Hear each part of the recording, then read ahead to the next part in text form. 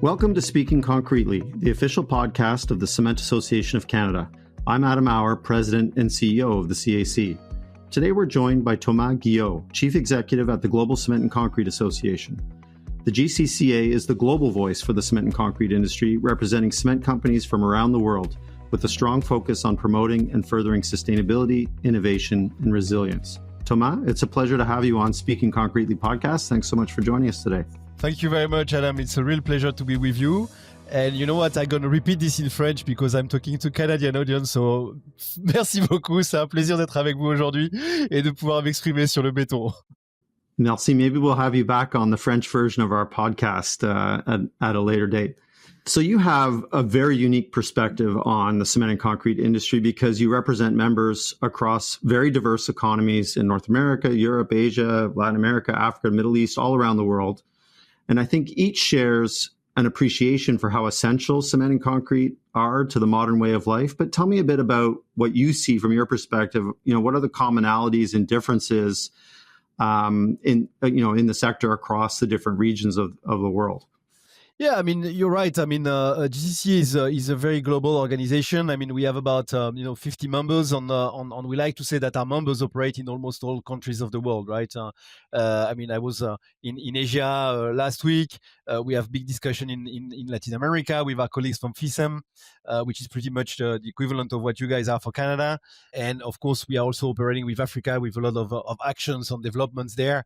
Probably we can do more, but still, I mean, there is a lot of interesting development.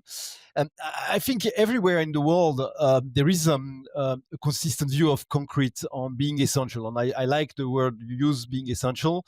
This is really something that we have tried to work on at GCCA level to explain that, concrete is really a product that is fantastic. We know that it's, the second most used material by men after water.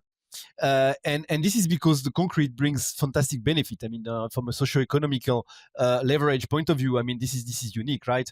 And on every countries of the world, developing countries in the first place, on emerging and developing countries, wants to develop its infrastructure, needs to develop the housing, needs hospital, water system, infrastructure for transport, etc., etc. On very much around the world, the notion of development itself lies on concrete foundation.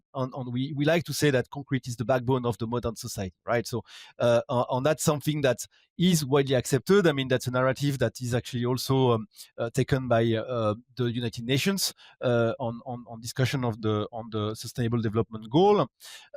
Basically, there was an analysis done there showing that almost 80% of the Sustainable Development Goals relates to construction. And construction is more than 50% about concrete. So we have really a strong role to play there. And we see in Europe, on sometimes in modern countries, there is a little bit of concrete bashing because of some realization in concrete that are not exceptional, etc. But I want to say that in the rest of the world, on even in these countries, we have more concrete embracing that concrete bashing on there is really some strong appetite for concrete all over the world. Yeah, I'm definitely seeing a shift in that conversation as well here in Canada. But I mean, one of the reasons why concrete is so ubiquitous is because of how adaptable and resilient it is. And again, you kind of have a pretty unique perspective on how those properties of concrete are deployed in different environments. I mean, if you think about the different sort of climates and weather conditions faced around the world, concrete is used so ubiquitously in part because it's so adaptable to those different conditions. How do you see that sort of manifest in the different regions that you're working in? And I'm also kind of curious how, you mentioned the Sustainable Development Goals, how climate change is kind of changing our understanding of the value of concrete as an adaptable and resilient material. You're right. I mean, there is really two challenges for the world with regards to climate. One is the mitigation. That's what we do on the roadmap in getting decarbonized industry.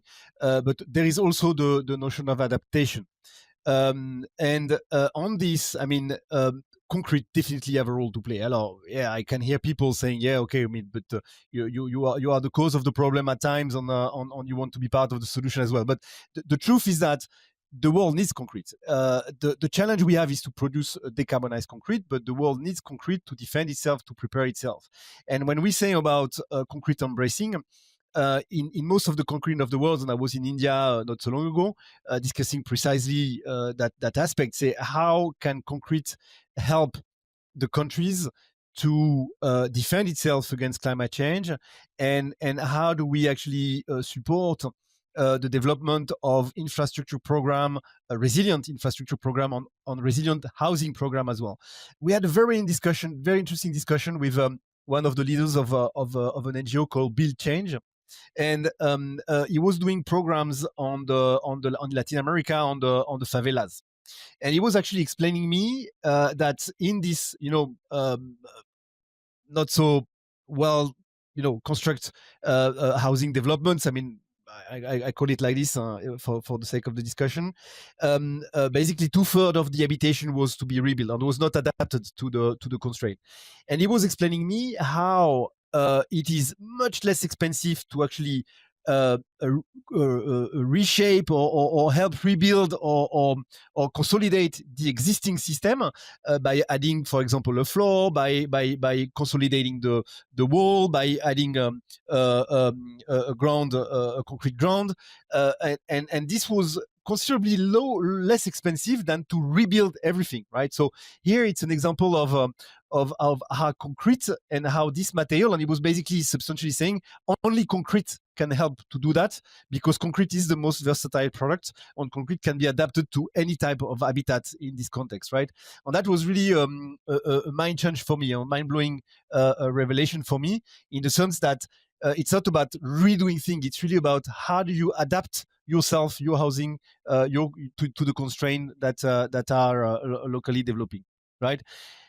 Then we see about the weather on the climate. I mean, there is again another example now on Jamaica. I mean, we have not seen the result of the hurricane, but I mean, we see how concrete can help on how concrete will be needed in the future to cope with this type of situations. So that's on the adaptability and resilience side of the climate conversation. But you also mentioned your roadmap, so I want to talk about that for a minute. In 2021, the GCCA released their 2050 roadmap for net zero concrete, which really has served as the global template for regional net zero roadmaps for cement and concrete, including Canada's, which we released about a year later.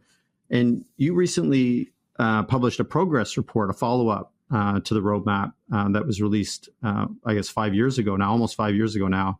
Can you tell us a bit about, first of all, about the roadmap and its sort of general contents and direction, but also how what's the progress been since its release? Yeah, absolutely. I mean, thanks for that. So the roadmap was the first of its kind indeed.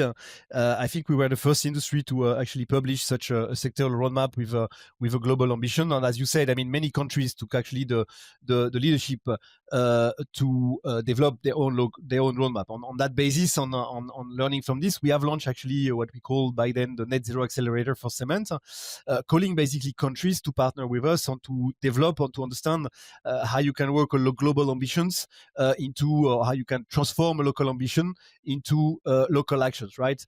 Our industry is essentially a local industry. And it's also a long-term cycle industry. So you need to plan to anticipate. And we always say, if you don't have a clear strategy on how you're going to move forward, then you're pretty sure that these things will not occur, right? So let's see how every country can appropriate the means to actually get on be involved, on act on the transformation. Now, our roadmap has 7 levels, right? So it's a full value chain look at how to decarbonize the sector, starting with building. How do we build? I mean, probably using less concrete in building, using smarter design, more recycled material, etc., etc. And of course, we go like this on each of the steps of the value chain, on concrete design, less cement in concrete probably, I mean lower clinker in cement, and then decarbonized clinker as it stands, right? And with that, we are covering actually all the scope of the value chain with, in addition, the green electricity on the effect of recarbonation. So this is a very interesting and very straightforward way of looking at our industry and try to identify ways for action. So in terms of progress, I mean, you're right. Every year we try to reveal on to disclose the progress that we made. We have actually this GNR, so-called GNR, which is basically the numbers of the industry. We are covering about 25% of the planet with this, and everybody is actually putting numbers into that platform and reveal the progress. So I mean, it looks, I don't know, little or a lot, 25%. We try to push actually the coverage, knowing that China, we have marginally present there with reporting on this 50%. I mean, that's basically mean that we have 50% of the planet covered outside China with this report. So it's not bad actually. It's quite a good indication of progress. What does it say? From 1990 to 2023, we have a reduction of 25% on the CO2 intensity on the end product. So that's actually quite a good development. We see in the last years, since we published the roadmap in 2020, strong progress in the alternative fuels rate, the substitution of fuels. We see also some progress on the clinker factor. I mean, there is a progress on 3 to 4 points in the last 3 years on clinker factor. So these are all good progress on development. We have also on the CCUS side some very good progress with the development of on the go live, the commissioning of the Brevik plant in Norway. So I mean, this is the first example of a real industrial scale carbon capture facility that comes in practice and in operation. So this is a really interesting step forward. Since then, we have various two FID that were announced in addition to that. So we see that also from the point of view of deep decarbonization, the momentum is there and is developing, right? So overall, progress is made undoubtedly. I mean, you may argue, is it enough or not, right? On yes, for sure, we would always all be happy to do more, and to be even stronger on the decarbonization, on more impressive numbers to share. The fact is that a lot of the action today is, I want to say, locked or impeded by the lack of progress in the legislation as well, right? So I'm not putting the fault on governments, but I'm saying if we would have regulation that would really favor on enable on catalyze the investment into these solutions, that would be certainly a step further, and that would accelerate tremendously the rate of penetration of all these technologies. I mean, a few examples, right? I mean, if you take the circularity, there is no business case in circularity if you don't have a regulation on circularity, right? I mean, there is nothing cheaper than to dig a hole and to put the waste into a hole and to cover it. So if you want circularity, you need to regulate. That's one example, right? It's the same thing with products. I mean, we are discussing in Europe the support to the investment for these big carbon capture projects, but we equally need some demand signal that say, well, I'm going to buy your product, right? I mean, we know that these products are not only expensive to today, expensive to invest, but they will also be expensive to run, right? So we need people and we need government that say, well, I'm going to buy this material, right? And I'll guarantee you that I will buy back this material, this net zero material, so that we push the green product, the net zero on the low carbon product into the market, right? And so in that sense, we have also released this low carbon rating, which help to measure and to actually compare product one with another. But certainly moving forward, especially in the global south, we need the collaboration with government, because industrial transition will only happen if the transition is profitable and if people see a benefit in the investment. If investing into the transition means going bankrupt or losing money, we are sure that this will not happen, right? I mean, people are rational in this sense. Yeah, I mean, that's a very common element in the Canadian roadmap as well, is that the pace at which we can accelerate towards 2050 decarbonization in 2020 and 2050 really depends on a partnership with government. I want to get to that conversation in a couple of questions, because I think it sort of illustrates something very important about the role that the GCCA is playing. But I want to go back to sort of the beginning of your answer to that last question and the getting the numbers right database, because transparency and data are so important to our ability to make progress in this space, right? And to do it credibly and to make, to convince our stakeholders that we're serious and committed to this transition. There's this expression, what gets measured gets managed. Obviously, if you don't know what your emissions are, you can't reduce them. So tell us a little bit about, you mentioned the Getting the Numbers Right database, which is a global database that reports against a lot of these sustainability metrics, but also, you've done a lot more to advance transparency. There's environmental product declarations and frameworks around disclosure. Tell us a little bit about the GCCA's work in this space. Yeah, I mean, we have the cement sector has actually two really important tool for reporting on product and production, right? And we make the distinction with that. So the GNR is more like how much we emit through production, and the EPD is how do we measure how much is emitted into the product, right? So in both cases, we did a lot of work. You mentioned it, the GNR database is an important thing. I mean, I already mentioned we are trying to expand the coverage. I mean, we need to have more actors of the cement sector to report. We are in discussion with China to get the numbers from China as well. This is really essential, and I think we are probably the only industry I know that has such a transparent model, a large scale like this. On this gives a lot of indication on progress. On that really shows the level of transparency, which I think doesn't have that much equivalence. Yes, of course, individual companies are reporting and are making their own disclosure, but at sector level, that's quite unique.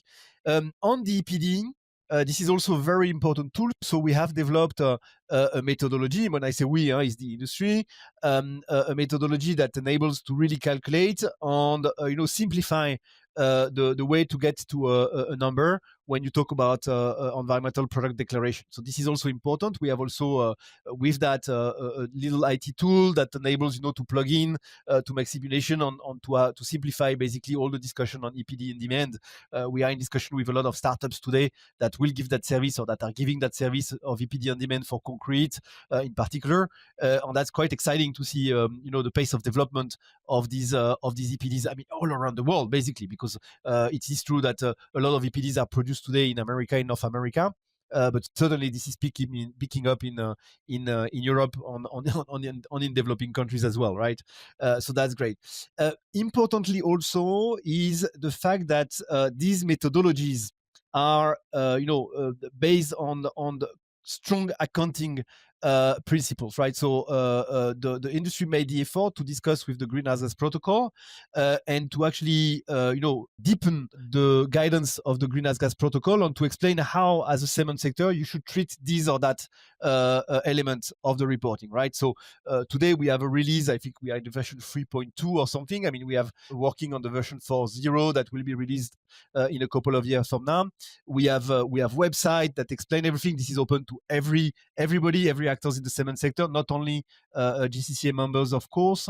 And it's very important because this gives a notion of, well, we are serious about what we do. We measure the same things. There is an element of comparability into that, and there is a strong integrity to all these reporting systems, right? And today we are also working on the Scope 3 reporting. So we have made this effort to also deepen the discussion on Scope 3. How do you report Scope 3 in the cement sector? Which I think is also an important step for getting the right scope on the right level of transparency in our sector. Yeah, also super important, obviously, to enable the market adoption of lower carbon solutions is being able to communicate what the environmental footprint of the different product solutions we offer is in the market, so that architects and developers and others can make choices that reward that innovation. Absolutely, and particularly true for concrete, actually, where you have an infinite possibilities of development there, and you can really go already today with very low carbon content on the job site. Yeah, right? I mean, one of the messages we have at the CAC is actually there's a lot of low hanging fruit in that space. There's a lot of low carbon and other innovative solutions that aren't being optimized in the market yet. But of course, there are also huge investments being made in future innovations. And this is a space where the GCCA has been particularly active. A lot of emphasis on innovation to drive competitiveness and economic growth, but also sustainability in our sector. Tell us a little bit about the work in the innovation space, and maybe there's some innovations that you find particularly exciting on the horizon. Yeah. Alors, on our roadmap, the role of innovation is quite important. But what we say is that our roadmap is achievable today at constant technology level. So, I mean, we can get there, but certainly innovation will enable us to go faster and to go cheaper, right? I mean, someone could say and to go more clever even. So in GCCA, it's quite unusual, but we have actually a third of our activity that is about innovation. So that's quite a lot for so-called trade association, right? We have essentially 3 platforms. One platform is with working at pre-competitive level with university. So we have PhDs working on very specific topic related to the development, mostly related to decarbonization, low carbon product, etc. So we work on durability, we work in artificial intelligence, we work in new molecule, we work on durability of the product, etc., etc. So this is really some very interesting development. We have a network of more than 450 scientists, 80 PhDs involved in different projects. So that's quite an effort on with very concrete solutions. I mean, I give you one example. In the progress of the calcined clay product, this famous LC3, we have actually developed a solution to test clay on the spot, to measure in a very, very quick way the quality of the clay that you can use and check whether your clay is actually compatible with the production of calcined clay or not. And that's a way to accelerate tremendously the development of this product. The other 2 platforms relates to startups, right? So here it's one is an entrepreneur network, which is a classical call of startup to share and to discuss with us on technologies. But we also have this open challenge innovation, what we said, which is pretty much a call on specific issues like carbon capture, like novel products for near zero concretes, right? So every year we make a call, and we have usually 150 startups from around the world that actually apply and propose solutions. And we have a panel of up to the most between 40 to 70 people from the industry that looked at this innovation, that looked at these proposals, look at the pitch, and basically select a few startups with whom they want to make progress and with whom they want to test solutions. So I mean, we had, for example, the startup Forterra was with us on many tests were done with them. We have Carbon Upcycling, which is a Canadian startup that was very successful and that had a lot of development. We have another startup that was Nuada, that was this membrane for carbon capture. And I think that's really exciting because I mean, you see, I mean, the Rivermer startup is really refreshing. It's fizzing with energy on ideas, and you actually can confront, this role of innovation on very, very brilliant on agile solutions with the more industrial world on very practical. How do I make that happen? How do I scale it up? How do I make sure that this innovation can be brought forward in the industrial context? And that's very, very rich as a discussion.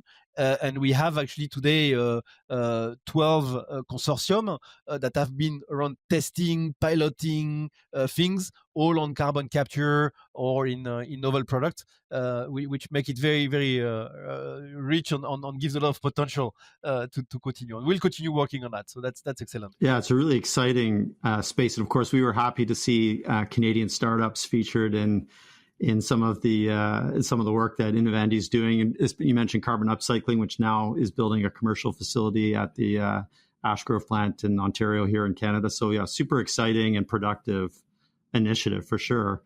And it sort of makes me think about the relationship between the GCCA and Canada, because I think it's really kind of interesting because it highlights what I think is a really important aspect of the collaboration that we see in our industry. And I have to tell a little sort of side story. A number of years ago, you invited me to speak at the GCCA annual CEO gathering in Zurich, about some of the unique work that was happening here in Canada, a sort of unique partnership that was developing between the industry and the Canadian government, speaking to the earlier point about the importance of, regulatory and industrial policy frameworks. But right before I spoke, there was a conversation, I think, about what was happening in Asia.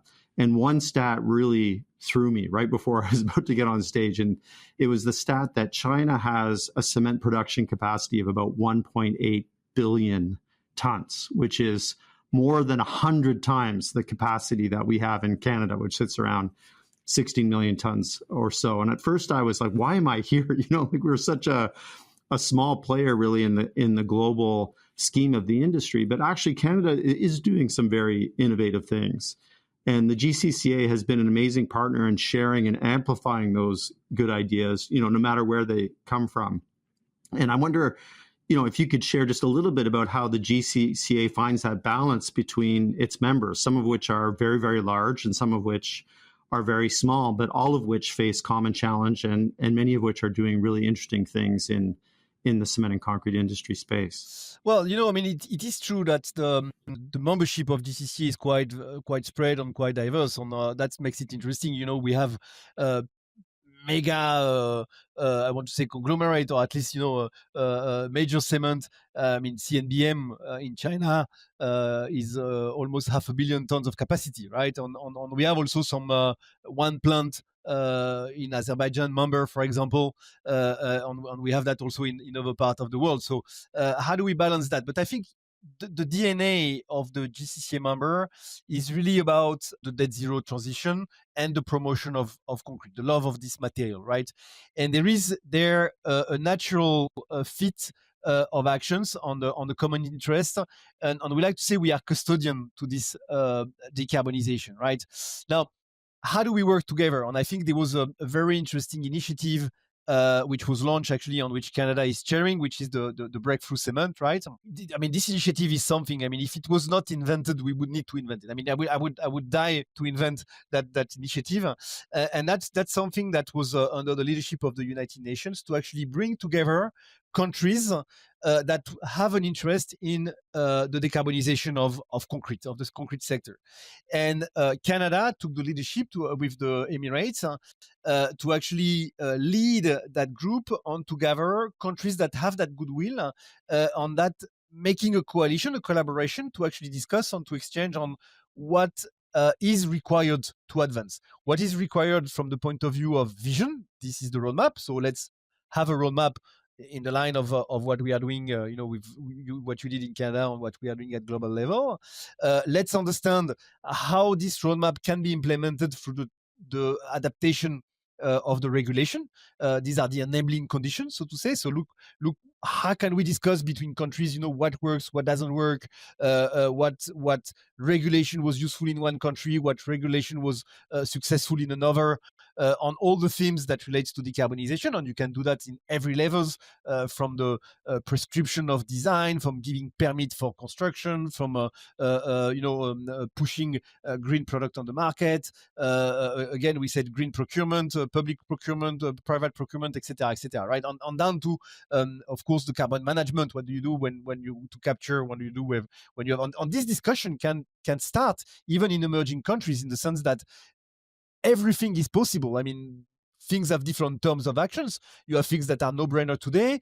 You have things that needs to be decided upon to facilitate on they can act upon tomorrow. And there are things that are certainly more long-term on carbon capture. But everything can be worked together. And this platform of exchange is a fantastic tools to promote and to have a trustful discussion. I think that's important, that countries have a safe place to exchange, and where they perceive that, yes, the industry is telling them something that is consistent, that makes sense, that is, I don't know, say the truth, but that is profound will to transform, and whatever we do, we have impact afterwards on that. Will have an impact on their NDCs, on in their carbon footprint. Yeah, and I think GCCA is so well situated to help different regions like Canada, and the UAE co-chairing this international initiative to draw the linkages between, what we're trying to accomplish in that forum with all the other international engagements that are related to our industry, right? And if I may, Adam, this is very important, and I give an additional example of the leadership of Canada, which I think is really important. there was a project in Thailand. So I mean, Canada had the desire through UNIDO, to give, in the context of the cooperation North-South, $8 million Canadian dollar, for industrial decarbonization in Southeast Asia. And there we said, listen, I mean, what we propose is to say, look, I mean, let's focus on one country, one sector, right? So cement in Thailand. And there was a collaboration there between Canada and Thailand, which was extremely fruitful. Now the Thai industry is probably one of the most advanced in terms of progress on the decarbonization discussion in Southeast Asia. There is very strong understanding of what the government can do to facilitate the development. There is also collaboration on Canada is strong in carbon management, right? Carbon capture or carbon transport. So I mean, there is strong collaboration between the people on understanding how you can build a carbon management infrastructure, on how you can develop pilots for carbon capture, even in an emerging country like Thailand. You see, so I think this is really, that's leadership, right? That's what it is. And thanks to Canada there, thanks to the leadership of Canada on the small action, I mean, it's a lot of money, but it's at the scale of Canada, it's not a lot. The impact that we have was enormous there. And now this impact is a demonstration to other countries in the region that things are possible, that they can advance as well. So this has a ripple effect today. I mean, the Philippines came to us and say, hey, I want to do a roadmap. I mean, they didn't want to do the roadmap initially. Say, hey, we want to do a roadmap. We want to engage also in that discussion. I was, as I said, in Asia not so long ago to discuss that with them. We had the Malaysian, we had the Cambodians, we had the Vietnamese around the table. We say, look what we can do. And this is possible because, yes, we accept that there is a North-South compensation on support for the decarbonization, but our responsibility is to bring a tangible project to make sure that this money has impact, right? And that's our the guarantee we are bringing to say, look, if with us you will have an impact. This will be transformed into something meaningful, not just consultant thing.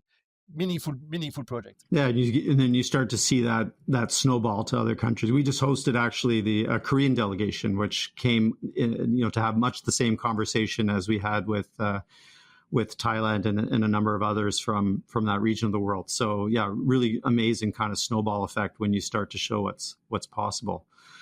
This has been a super interesting conversation, but I can't let you leave without at least giving you an opportunity to talk about the GCCA's photo competition, which has grown considerably over the years and has produced just an absolutely stunning library of images that really reflect the ubiquitous role of concrete in daily life around the world. Tell us a little bit more about that initiative and how folks can get involved. Yeah, this is a very nice initiative actually. On we are looping back a little bit with the discussion we had earlier. I mean, is concrete accepted, and is concrete considered positively or not? And with this photo competition, we basically ask people around the world to contribute with photos. We have different categories. We have 4 categories: concrete artistic, concrete in life, infrastructure, etc. And that's a moment where people are looking at concrete in a positive way. Concrete is beautiful. So it's not only essential, but it can also be beautiful. And look, it's true. I mean, when you look around the landmark, I mean, the skyline, certain infrastructure that has been developed. I mean, architects around the world have been magnificent in using our materials, in making, super des œuvres d'art, to say it en français. And we want to capture that through the eyes of the individuals around the world and say, guys, look around you and show us an example where concrete is beautiful in your daily life, right? So it's the concrete in life, and we are actually giving you a pretty big prize. I mean, the winner gets $10,000, right? And we have also 3 categories winners. So we have 5 winners in total that gets $2,500 for each. And yes, it's a good thing because I mean, we like that material, right? I mean, you don't have the video, but I have some of these pictures behind me, and these are so many examples of positive thinking on concrete. So last year we had 20,000 entries, right? Every year we are a little bit more. So it's great if you folks from Canada around the world can contribute on this photo competition to tell us, yes, concrete is beautiful.